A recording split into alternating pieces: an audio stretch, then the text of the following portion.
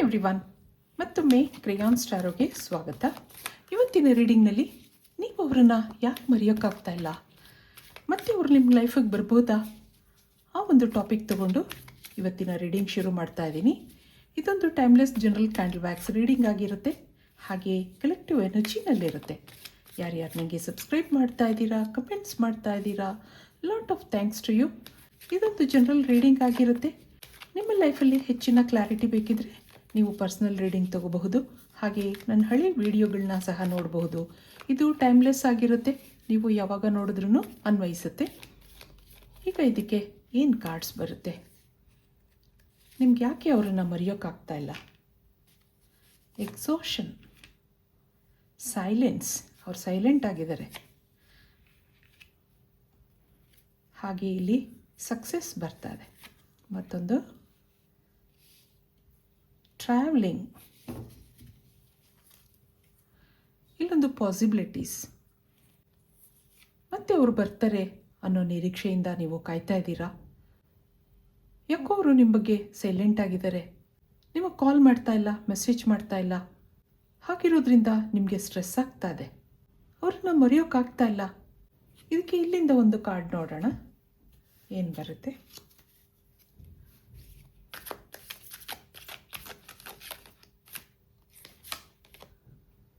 Higher power. ಬಾಟಮ್ನಲ್ಲೇನಿದೆ? Milk and honey. ಒಂದು ಕಾಲದಲ್ಲಿ ನಿಮ್ಮ ಜೀವನ ಸಂತೋಷವಾಗಿತ್ತು, ಇಬ್ಬರಲ್ಲೂ ತುಂಬ ಅಂಡರ್ಸ್ಟ್ಯಾಂಡಿಂಗ್ ಇತ್ತು. ಆ ಲೈಫಲ್ಲಿ ರೈನ್ಬೋ ಕಲರ್ಸ್ ಇತ್ತು. ನಾನು ಯಾವುದೋ ಜನ್ಮದಲ್ಲಿ ಪುಣ್ಯ ಮಾಡಿದ್ದೆ, ಹಾಗಿರೋದ್ರಿಂದ ಈ ವ್ಯಕ್ತಿ ನನ್ನ ಲೈಫಲ್ಲಿ ಬಂದಿದ್ದಾರೆ, ನಾನು ಅದೃಷ್ಟ ಮಾಡಿದ್ದೆ, ಹಾಗೆಲ್ಲ ನೀವು ಯೋಚನೆ ಮಾಡ್ತಾ ಇದ್ರಿ. ಅವರ ಈಗಿನ ಎನರ್ಜಿ ನೋಡೋಣ, ಅದಕ್ಕೆ ಏನು ಕಾರ್ಡ್ಸ್ ಬರುತ್ತೆ, ಅವ್ರು ನಿಮ್ಮ ಬಗ್ಗೆ ಏನು ಯೋಚನೆ ಮಾಡ್ತಾ ಇದ್ದಾರೆ. ಅವ್ರು ಸೈಲೆಂಟ್ ಆಗಿರೋದ್ರಿಂದ ನಿಮಗೆ ಯೋಚನೆ ಆಗಿದೆ. ಇಲ್ಲಿ queen of cups, king of cups, ಮತ್ತೊಂದು 10 ಆಫ್ ಕಪ್ಸ್, ಹಾಗೆ ನೈಟ್ ಆಫ್ ಕಪ್ಸ್, ಮತ್ತೊಂದು 9 ಆಫ್ ಕಪ್ಸ್ ಇದೆ. ಇಲ್ಲಿ 6 ಆಫ್ ಸಾರ್ಡ್ಸ್. ಏನೋ ಇಬ್ಬರಲ್ಲಿ ಮಾತುಕತೆಗಳಾಗಿದೆ, ಅದರಿಂದ ಇಬ್ರಿಗೂ ಮನಸ್ಸು ಹರ್ಟ್ ಆಗಿದೆ, ಬೇಜಾರಿದೆ. ಸಿಟ್ಟಿನ ಆವೇಶದಲ್ಲಿ ಏನೇನೋ ಮಾತುಕತೆಗಳು ನಡೆದಿದೆ, ಅದರಿಂದ ಈಗ ಅವರು ಸೈಲೆಂಟ್ ಆಗಿದ್ದಾರೆ. ಆದರೆ ನಿಮ್ಮ ಬಗ್ಗೆ ಯೋಚನೆಗಳಿದೆ. ಇಲ್ಲೊಂದು ವಾಟರ್ ಎನರ್ಜಿ ಬರ್ತಾ ಇದೆ. ಇವರೊಂದು ಇಮೋಷ್ನಲ್ ಪರ್ಸನ್ ಹಾಗನ್ನಿಸ್ತಾ ಇದೆ.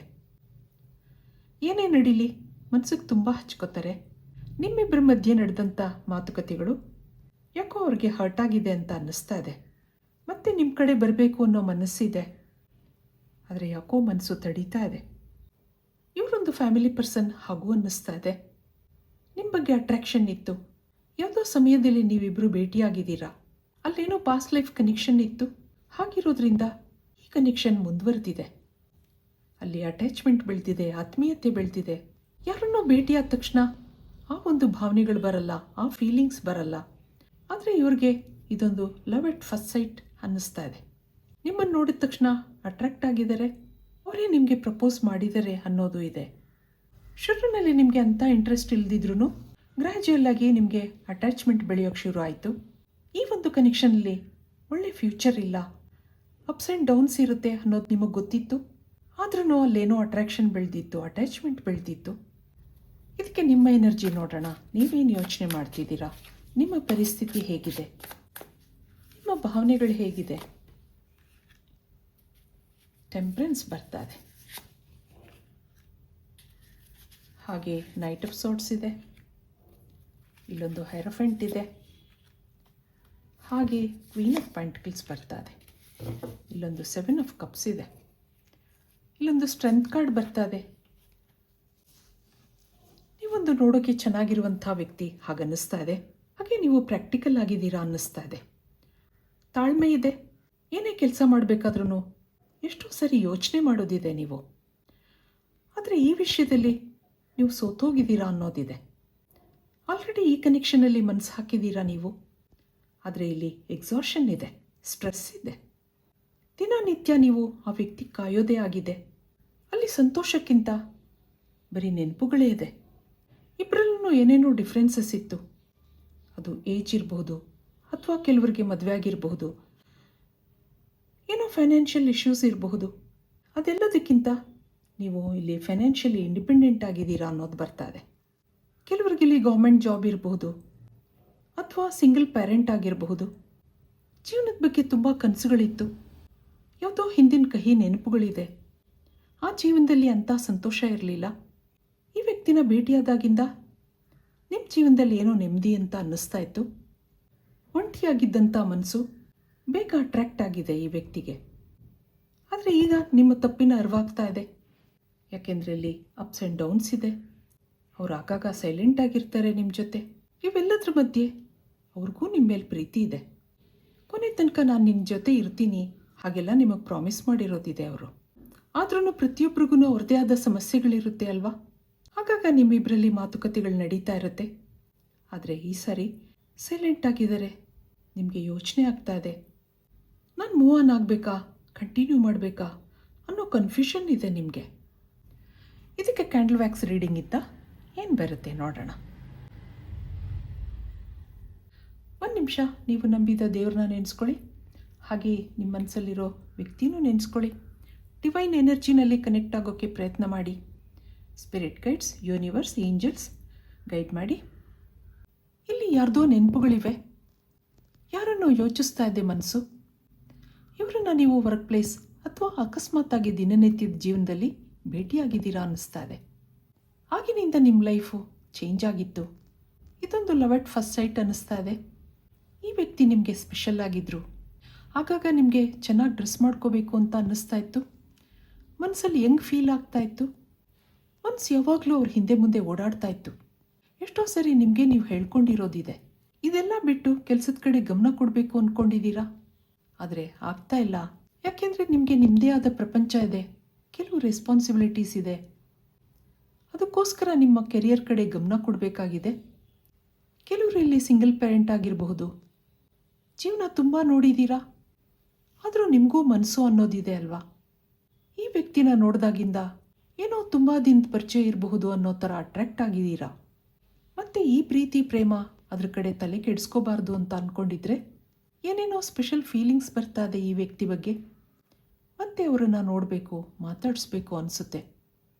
ಇಲ್ಲೊಂದು ಸ್ಟ್ರಾಂಗ್ ಫಿಸಿಕಲ್ ಅಟ್ರ್ಯಾಕ್ಷನ್ ಎನರ್ಜಿ ಬರ್ತಾ ಇದೆ. ಈಗ ಈ ವ್ಯಕ್ತಿ ನಿಮ್ಮಿಂದ ದೂರ ಆಗಿದ್ದಾರೆ, ಸೈಲೆಂಟ್ ಆಗಿದ್ದಾರೆ, ಯಾಕೋ ಬದಲಾಗಿದ್ದಾರೆ ಅನ್ನಿಸ್ತಾ ಇದೆ ನಿಮಗೆ. ನಿಂತಲ್ಲಿ ಕೂತಲ್ಲಿ ಅವ್ರ ನೆನಪಾಗ್ತಾ ಇದೆ. ಮನಸ್ಸನ್ನು ಡೈವರ್ಟ್ ಮಾಡ್ಕೋಬೇಕು ಅನ್ಕೋತೀರಾ. ಇಲ್ಲಿ ಫ್ರೆಂಡ್ಶಿಪ್ಗಿಂತ ಹೆಚ್ಚಾಗಿ ನೆನಪುಗಳಿವೆ. ಅವ್ರ ಬಗ್ಗೆ ಒಂಥರ ರೆಸ್ಪೆಕ್ಟೂ ಇದೆ. ಭೇಟಿಯಾಗಿದ್ರಿ, ಒಳ್ಳೆ ಮಾತುಕತೆ ಇತ್ತು, ನೀವು ಅಟ್ರ್ಯಾಕ್ಟ್ ಆಗಿದ್ದೀರಾ ಅನ್ನೋದಿದೆ. ಅವ್ರ ಕಡೆಯಿಂದ ನಿಮ್ಮ ಬಗ್ಗೆ ಏನು ಭಾವನೆಗಳಿದೆ ಅನ್ನೋದು ನಿಮಗೆ ಬೇಕಿದೆ. ಏನು ಫೀಲಿಂಗ್ಸ್ ಇದೆ, ನನ್ನ ಬಗ್ಗೆ ಅವ್ರು ಏನು ಯೋಚನೆ ಮಾಡ್ತಾರೆ ಅನ್ನೋದು ನಿಮಗೆ ಬೇಕಾಗಿದೆ. ಇಲ್ಲಿ ಅವರ ಎನರ್ಜಿ ನೋಡಿದಾಗ ನಿಮ್ಮ ಬಗ್ಗೆ ಕ್ಯೂರಿಯಾಸಿಟಿ ಇದೆ. ಅವ್ರ ಇಮೋಷನಲ್ ಸೈಡ್ ನಿಮಗೆ ತೋರಿಸ್ಕೊಂಡಿಲ್ಲ. ನಿಮ್ಮ ಮೇಲೆ ಫೀಲಿಂಗ್ಸ್ ಇದೆ. ನಿಮ್ಮ ಮೇಲಿರೋ ಫೀಲಿಂಗ್ಸ್ ಹೇಳ್ಕೊಂಡಿಲ್ಲ. ಹೇಗೆ ಎಕ್ಸ್ಪ್ರೆಸ್ ಮಾಡೋದು ಅನಿಸಿರ್ಬೇಕು. ಶುರುವಿನಲ್ಲಿ ನಿಮ್ಮ ಜೊತೆ ಮಾತಾಡಬೇಕು, ಎಲ್ಲ ಹೇಳ್ಕೋಬೇಕು ಅನ್ನಿಸ್ತಾ ಇತ್ತು. ಆದ್ರೂ ಏನೋ ತಡೀತಾ ಇತ್ತು. ಈಗ ಸೈಲೆಂಟ್ ಆಗಿದ್ದಾರೆ, ಲೋ ಫೀಲ್ ಆಗ್ತಾ ಇದೆ. ಈಗೀಗ ನಿಮ್ಮ ಆಬ್ಸೆನ್ಸ್ ಫೀಲ್ ಆಗ್ತಾ ಇದೆ. ನಿಮ್ಮನ್ನು ಮಿಸ್ ಮಾಡ್ಕೋತಾ ಇದ್ದೀನಿ ಅಂತ ಅನ್ನಿಸ್ತಾ ಇದೆ. ಏನೋ ಅವ್ರ ಲೈಫಲ್ಲಿ ಚಾಲೆಂಜಸ್ ಇದೆ. ಇವೆಲ್ಲ ಪ್ರೆಷರಿಂದ ಅವ್ರ ಬಿಹೇವಿಯರಲ್ಲಿ ಚೇಂಜಸ್ ಆಗಿರಬಹುದು. ಅವರ ಈ ಬಿಹೇವಿಯರಿಂದ ನಿಮಗೆ ಹರ್ಟ್ ಆಗಿದೆ ಅನ್ನೋದು ಗೊತ್ತಿದೆ ಅವ್ರಿಗೆ. ನಿಮ್ಮ ಜೊತೆ ಮಾತಾಡಬೇಕು ಅನ್ನಿಸ್ತಾ ಇದೆ.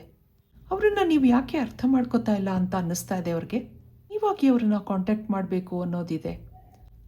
ಅವರ ಮೌನದ ಹಿಂದೆ ತುಂಬ ಇಮೋಷನ್ಸ್ ಇದೆ. ಅದನ್ನೆಲ್ಲ ಸಪ್ರೆಸ್ ಮಾಡ್ಕೊಂಡಿದ್ದಾರೆ. ಇಲ್ಲಿ ಮಿಕ್ಸ್ಡ್ ಇಮೋಷನ್ಸ್ ಇದೆ. ನೀವು ಅವರನ್ನು ಅರ್ಥ ಮಾಡ್ಕೋತಾ ಇಲ್ಲ ಅನ್ನೋದು ಒಂದು ಕಡೆ ಆದರೆ, ನಿಮಗೆ ಹರ್ಟ್ ಆಗಿದೆ ಅದಕ್ಕೆ ನೀವು ಮಾತಾಡ್ತಾ ಇಲ್ಲ ಹಾಗೂ ಯೋಚನೆ ಮಾಡ್ತಾರೆ. ಇನ್ಸೆಕ್ಯೂರಿಟಿ ಇದೆ. ಮನಸ್ಸಲ್ಲಿ ಸಾಕಷ್ಟು ಫೀಲಿಂಗ್ಸ್ ಇದೆ. ಈ ವ್ಯಕ್ತಿ ಸರಿಯಾದ ಸಮಯಕ್ಕೋಸ್ಕರ ಕಾಯ್ತಾ ಇರಬಹುದು ಅನ್ನೋದಿದೆ. ಹಾಗೆ ಇಲ್ಲಿ ಅಗ್ರೆಸಿವ್ನೆಸ್ ಕಾಣ್ತಾ ಇಲ್ಲ, ಅರ್ಜೆಂಟ್ ಇಲ್ಲ, ಆಪರ್ಚುನಿಟಿಗೋಸ್ಕರ ಕಾಯ್ತಾ ಇರಬಹುದು ಅನ್ನಿಸ್ತಾ ಇದೆ. ಒಂದೊಂದ್ಸರಿ ನೀವು ಗಿವ್ ಅಪ್ ಮಾಡಿರಬಹುದು ಅಥವಾ ನೀವು ಅಟೆನ್ಷನ್ ಕೊಡ್ತಾ ಇಲ್ದಿರೋದು ಅವ್ರಿಗೆ ಯೋಚನೆ ಆಗಿದೆ. ಅವ್ರ ಬಿಹೇವಿಯರಲ್ಲಿ ಚೇಂಜಸ್ ಇದೆ ಸರಿ, ಅದರಿಂದ ನಿಮಗೆ ಕನ್ಫ್ಯೂಷನ್ ಇದೆ. ಆದರೆ ಈ ವ್ಯಕ್ತಿಗೆ ಸದ್ಯಕ್ಕೆ ಆ್ಯಕ್ಷನ್ ತಗೊಳ್ಳೋ ಯೋಚನೆ ಇಲ್ಲ. ನಿಯರ್ ಫ್ಯೂಚರ್ ನೋಡಿದಾಗ ಮುಂದೆ ಅವರು ಆ್ಯಕ್ಷನ್ ತಗೋಬಹುದು. ಯಾಕೆಂದರೆ ಇಬ್ಬರಲ್ಲೂ ಕಮ್ಯುನಿಕೇಷನ್ ಗ್ಯಾಪ್ ಇದೆ. ಈಗ ಅವ್ರಿಗೆ ನಿಮ್ಮ ನೆನಪಾಗ್ತಾ ಇದೆ, ಮತ್ತು ನಿಮ್ಮನ್ನು ಮಾತಾಡಿಸ್ಬೇಕು, ಭೇಟಿ ಆಗಬೇಕು ಅನ್ನೋ ಮನಸ್ಸಿದೆ. ಇಲ್ಲೇನೋ ಪಾಸ್ಟ್ ಲೈಫ್ ಕನೆಕ್ಷನ್ ಇರೋದ್ರಿಂದ ಬ್ಲಾಕೇಜಸ್ ಇದೆ, ಅದನ್ನೆಲ್ಲ ನೀವು ರಿಲೀಸ್ ಮಾಡ್ಕೋಬೇಕಾಗತ್ತೆ. ಹಾಗಿರೋದ್ರಿಂದ ನಿಮ್ಮ ನೆಗೆಟಿವಿಟಿ ಎಲ್ಲ ಆ ಯೂನಿವರ್ಸ್ಗೆ ಸರೆಂಡರ್ ಮಾಡಿ, ಮ್ಯಾನಿಫೆಸ್ಟ್ ಮಾಡ್ಕೊಳ್ಳಿ, ಪ್ರೇಯರ್ಸ್ ಮಾಡಿ. ಇದು ಇವತ್ತಿನ ರೀಡಿಂಗ್ ಆಗಿರುತ್ತೆ. ಮತ್ತೆ ಇಂಥದ್ದೇ ರೀಡಿಂಗ್ ಕೇಳಬೇಕು ಅನಿಸಿದ್ರೆ ನನ್ನ ವೀಡಿಯೋಸ್ನ ಲೈಕ್ ಮಾಡಿ, ಶೇರ್ ಮಾಡಿ, ಸಬ್ಸ್ಕ್ರೈಬ್ ಮಾಡಿ. Thank you for watching. Be happy always.